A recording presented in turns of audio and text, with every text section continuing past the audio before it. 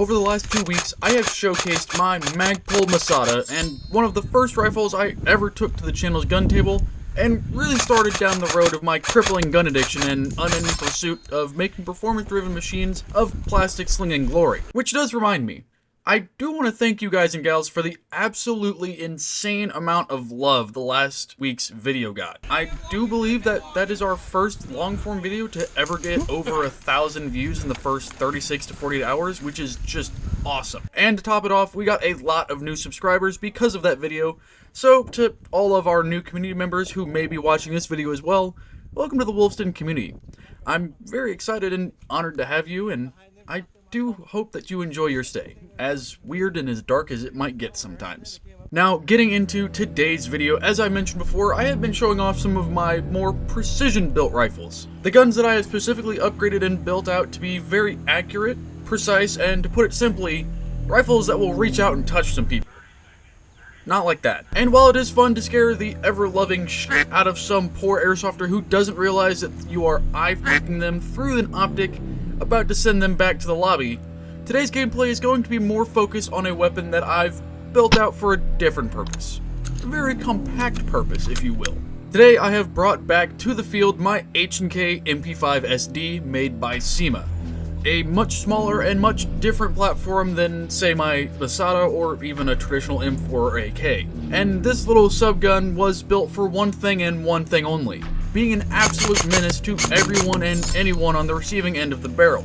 Because it is one of the few guns I have that shoots just soft enough to be able to run in a 20-foot minimum engagement distance here at Bing, and by extension, is allowed to use the giggles switch, which one very unlucky but arguably deserving player is going to find out the hard way during today's game, which we will be playing on a new field for you guys and gals here today. The field being a combo of the Hill, which you guys have seen in a couple other videos, and No Man's Land, which fans of my longer series such as Operation Dragon's Tooth or Central Front 3 will be rather familiar with. Which, by the way, let me know down in the comments if you would like to see another longer series like that on the channel again. We haven't done one in a while, so I'm curious if that's a format you guys would like for me to revisit. This very challenging combo of fields does make this field a very unusual one, and a very difficult one to play on, especially with today's heat, which will be a much bigger problem for me later on in today's gameplay. For this game, we are playing a sort of attack and defend, where one team is tasked with defending the bus at the bottom of the hill, and the other is of course aiming to capture the bus to win the game. The only downside is that on the defending side, there is not a lot of cover between the bus and the base of the hill, making it an open ground for snipers and enemy players to take advantage of. So with the stakes set, let's jump right into the first round, where myself and our team are going first at the defending side.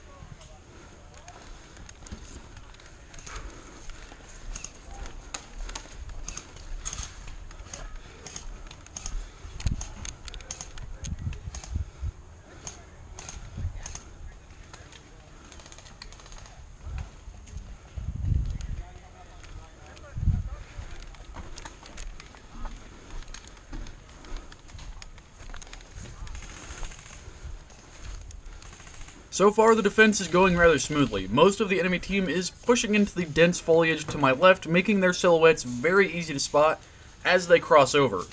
However, our unlucky individual that I mentioned earlier is about to find out what it truly means to ride the lightning at the hands of the MP5sd.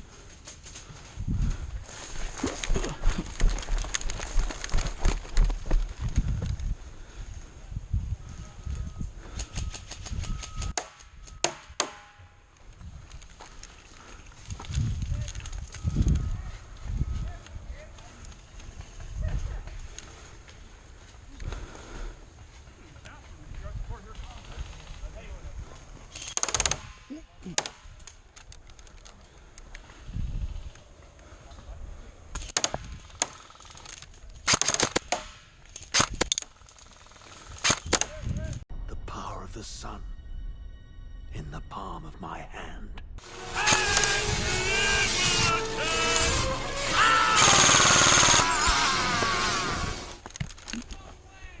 Now, while this may seem a little mean-spirited, and initially after this happened, I did feel a little bad for engaging the third pin on this player, which, to be honest, any good human being should probably feel a little dirty watching this.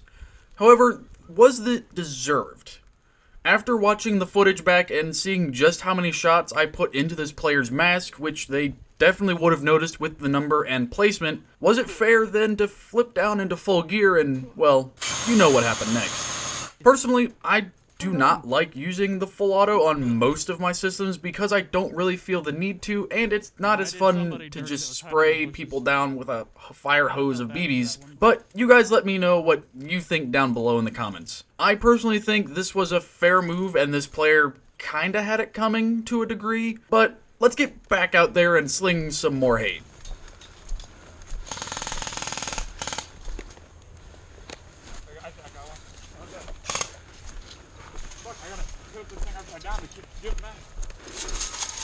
Who's him? I can go back. There's somebody by the barrels over there. Right side of the bus.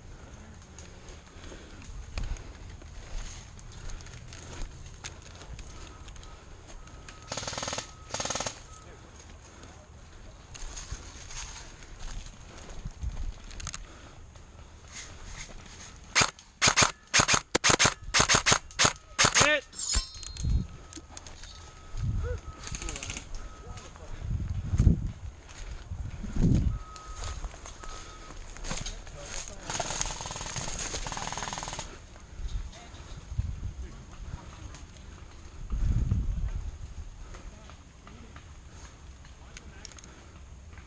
With so many enemy players pushing into this dense area, I figured getting in with the sneaky breaky MP5 and trying to scare some people rushing in isn't too bad of an idea. So I quickly find a spot and bed down for another incoming wave.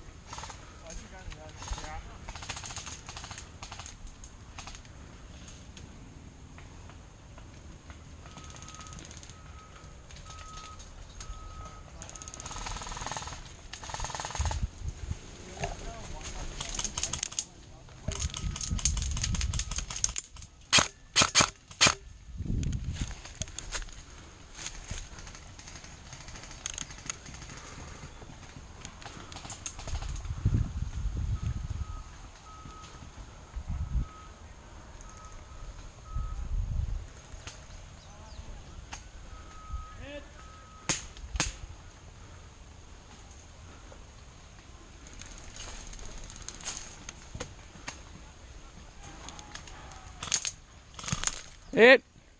And although my plan didn't end up working out as best as I had hoped, It did give me a general idea of where the enemy is slipping in for this last respawn before the end of the round. Unfortunately, I am starting to notice something very bad going on as I'm walking back to respawn. While you guys and gals can't see it happening through the actual camera, a portion of my peripheral vision is starting to blur, which from previous experience from longer milsim events I know is being caused by today's heat and the exhaustion it is causing on my body. But against my better judgment, I keep pushing forward and head back out to finish up the round strong.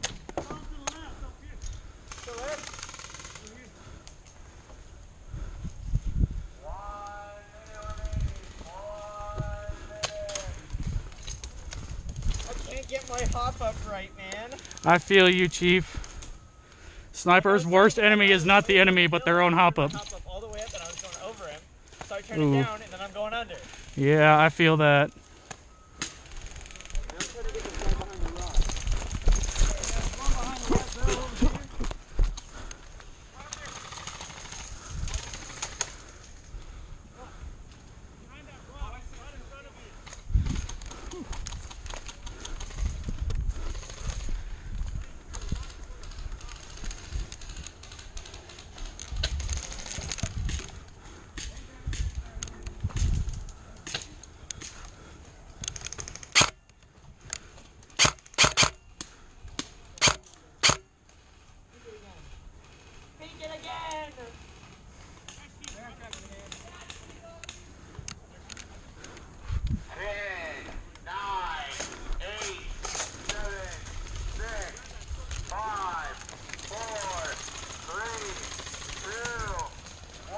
And after turning off the cameras here, it is time to switch sides for round 2, which unfortunately doesn't happen for me. You see, once I started walking up the hill for the second round, the blurriness in my vision took over a larger percentage of my view, and I quickly started to feel very lightheaded. That was the point where I decided to listen to my body and call it quits on this game. Thankfully, I was fine and was able to walk back to the staging area to rehydrate and gather myself back up, but this situation could have gone very differently had I pushed myself any harder, which brings me to an important disclaimer. When your body is telling you to stop, you should probably listen to it. Had I not, this video would have ended with me going into the next round and suddenly having the camera hit the ground. So just take care of yourselves out there. The summer especially has been a particularly hot one, and hence makes it even more important for my fellow airsofters watching this to know your own limits and when to just stop and rest, even if you miss a game or two. Trust me, it's not worth getting hurt or, even worse, over slinging BBs at your friends. Anyway, sorry for the serious tone there, but this is going to bring today's video to a close. I do hope you all enjoyed it and want to thank you for watching all the way to the end. It is greatly appreciated and helps to show this to even more community members, just like last week's video did. If for any reason you haven't already, be sure to subscribe. Next week I've got another banger with the Magpul Masada that I think you guys are really going to enjoy, so be sure to hit that subscribe button so you don't miss it. I will be streaming the day that this video goes live over on Twitch, so be sure to come and hang out with me and the WolfDen community over there. We have a good old time and lots of laughs, so I definitely recommend checking it out if you haven't before. And as always, this has been Wolf, and hope to see you guys next time I hit the field.